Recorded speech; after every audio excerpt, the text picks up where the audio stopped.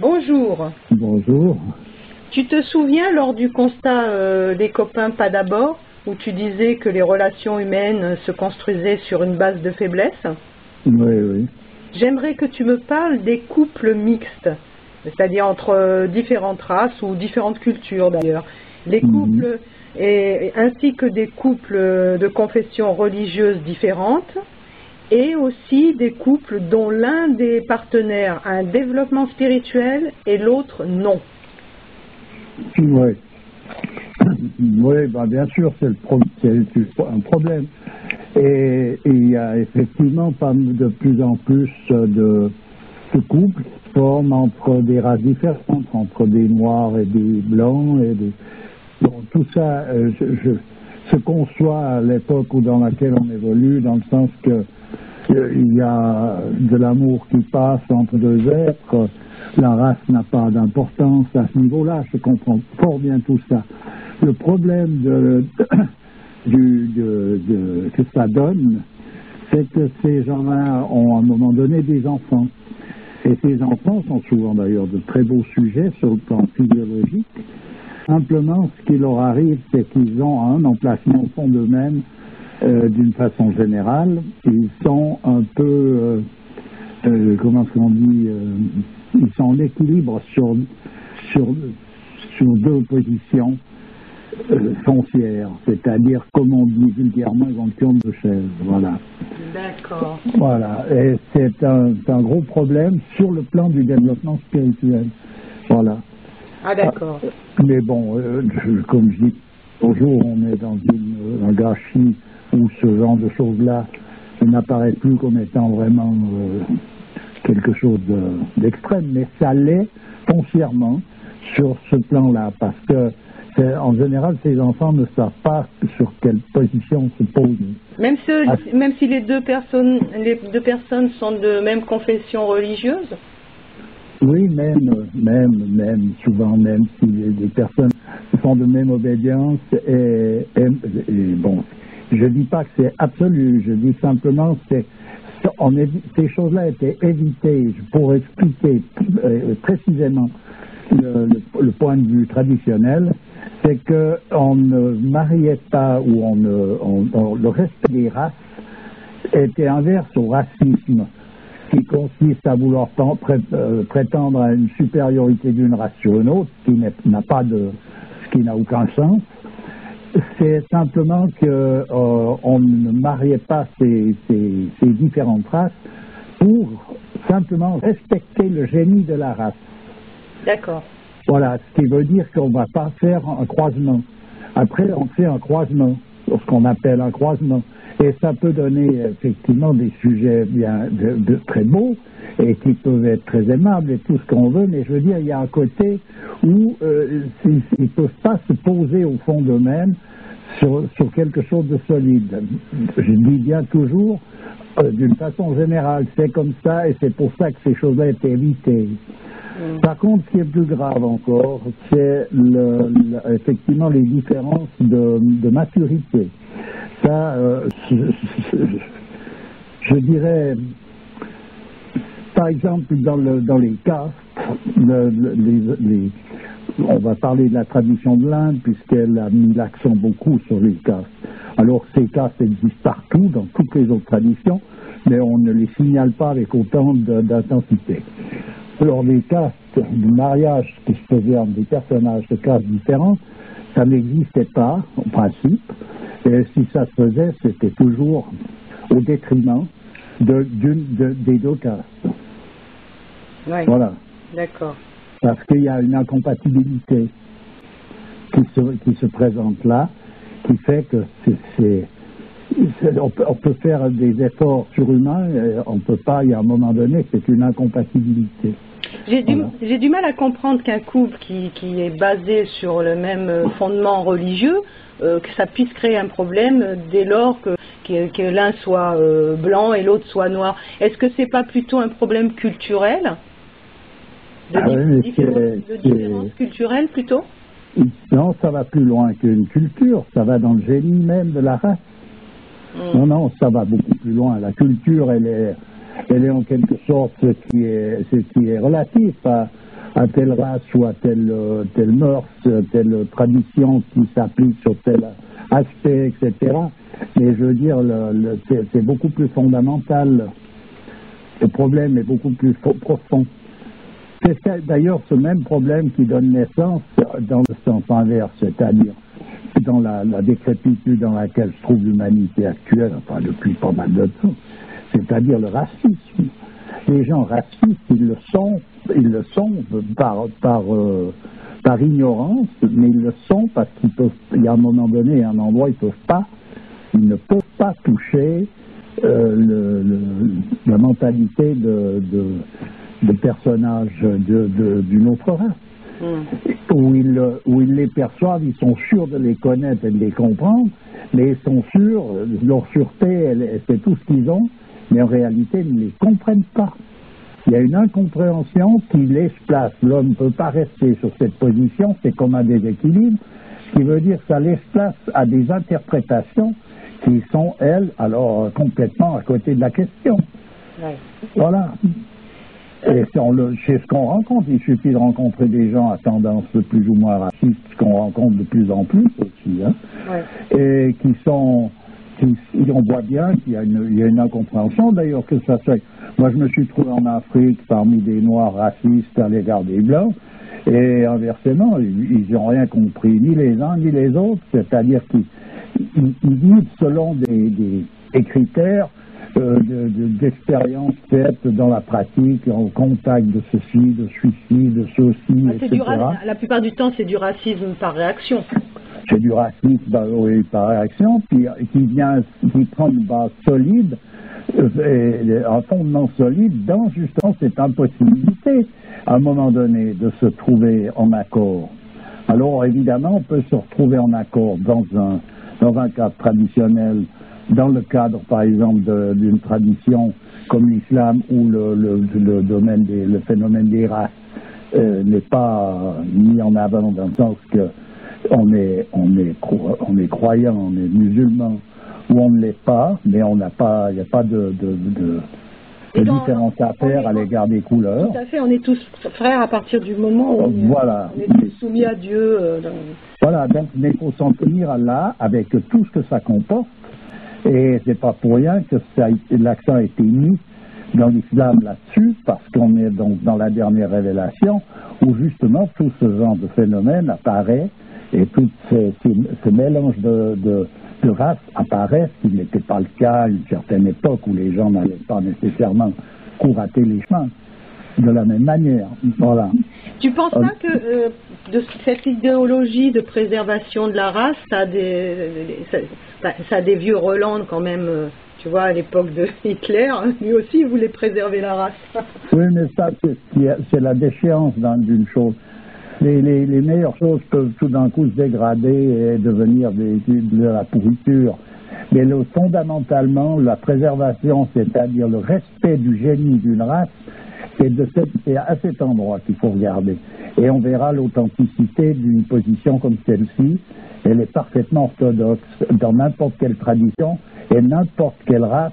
Tout le monde est d'accord. Pour autant qu'on veuille se pencher là-dessus. À présent, ça ne signifie pas que personnellement j'irais condamner des couples entre noirs et blancs, entre jaunes et noirs, etc. C'est pas mon. Faut rester à la position juste des choses. on est dans ce méli-mélo qui correspond à l'époque dans laquelle on est, puis voilà. Et je veux dire, si on veut savoir pourquoi ces choses-là n'étaient pas,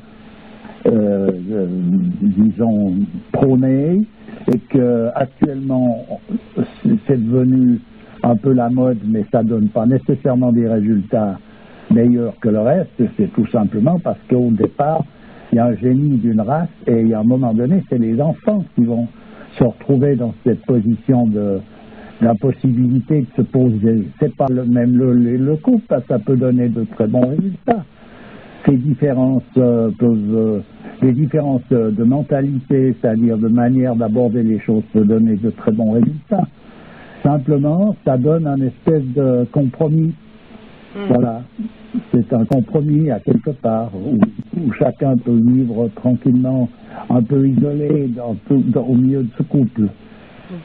Voilà, et avec un point commun qui va être une affinité qui peut être d'un ordre ou d'un autre. Je ne dis pas que c'est caduque sur toute la ligne, mais les générations de ces couples-là, en général, sont déséquilibrés. Mais par exemple, un couple par exemple, un Français avec une Française avec un Algérien. Bon, c'est pas une question de race, puisque c'est la même race, hein. Ouais. Bon, il y a quand même énormément de conflits, de clivages. Ça vient quand même plutôt d'un problème culturel et religieux. Oui, mais là, on arrive alors dans un autre aspect des choses. C'est que les aspects culturels, comme tu dis, religieux, sont descendus tellement bas qu'on va s'attarder sur des mœurs et des coutumes et en faire un plat comme... C'est l'histoire du drapeau et de la boussole. De nouveau.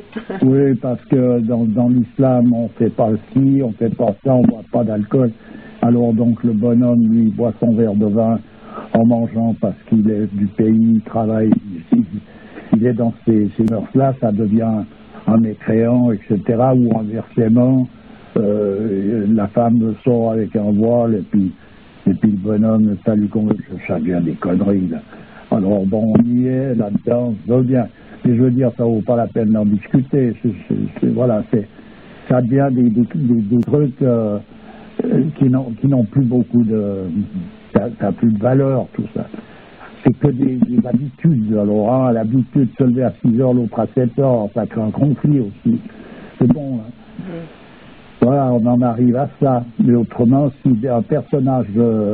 D'ailleurs, il y a des règles quand même qui se font dans ces couples. Si le bonhomme est musulman, la femme qui se marie avec, elle épouse la tradition de son mari. Oui.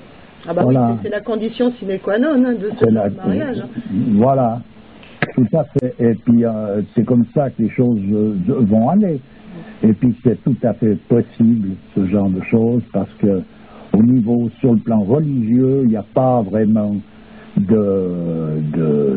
d'impossibilité, parce que le plan religieux s'attache surtout à l'aspect sentimental qui est en l'homme. Donc quelqu'un qui est croyant, il est croyant. Et à partir de là, qu'il soit chrétien, qu'il soit judaïste ou musulman, c'est un croyant. Et on sent bien cette même intonation, cette même position qu'il y a entre ces personnages, qu'ils soient d'une obédience différente. Si c'est des vrais croyants, ça se voit d'office. C'est comme une vraie fleur. On voit bien si c'est une vraie fleur. J'entends aussi, on ne peut pas la confondre avec un pavé ou avec un tonneau, c'est une fleur, on voit bien, alors elle peut être plus ou moins... Ou avec une fleur artificielle. Bon, après on peut se faire leurrer, là, c'est le mouvement New Age.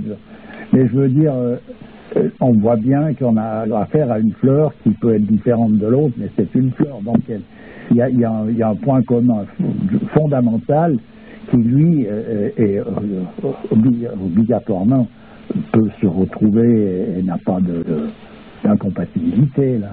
Alors, quand l'un des deux personnes du couple a un développement spirituel et l'autre non, ça crée vraiment des conflits. Hein.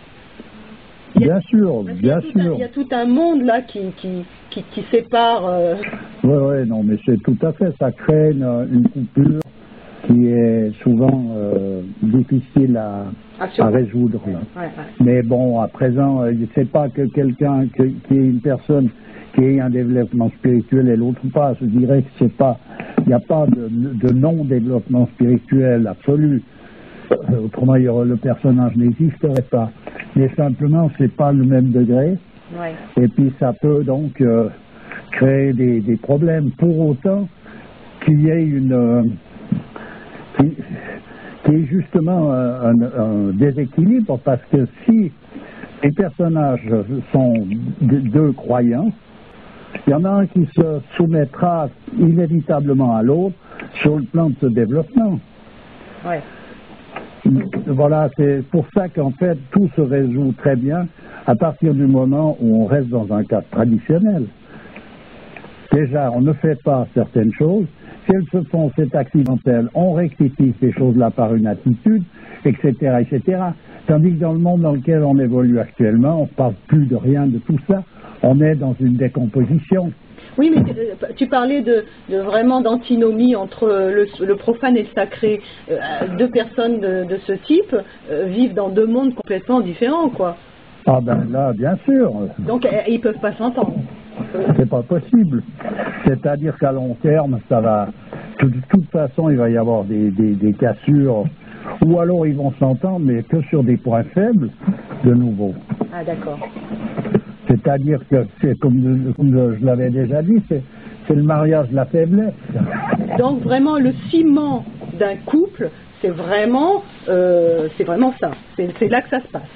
Oui, c'est là que ça se produit, puisque déjà le point de départ c'est sentimental, ce qui veut dire qu'il est donc exactement à l'envers d'un point de départ traditionnel, où ce sont des affinités profondes qui amènent des personnages à se lier.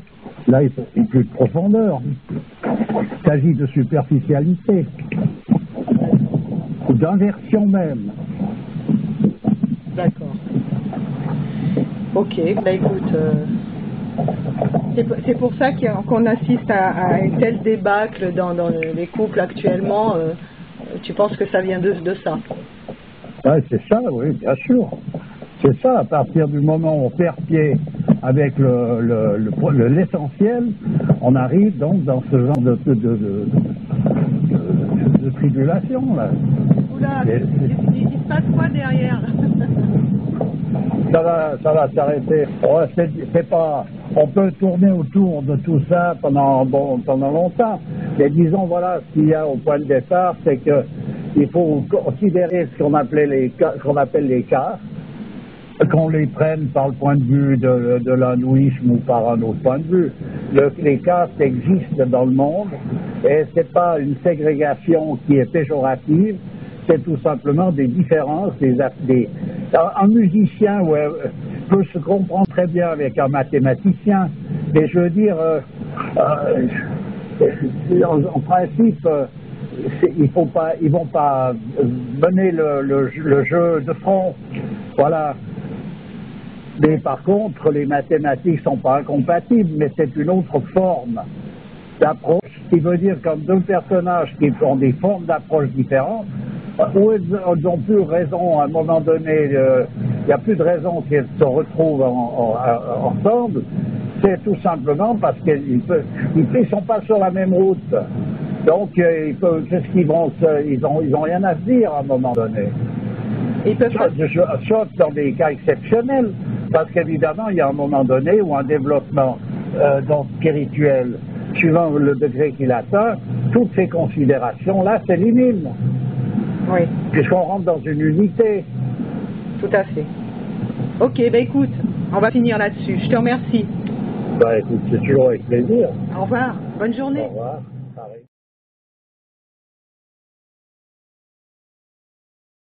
Mm-hmm.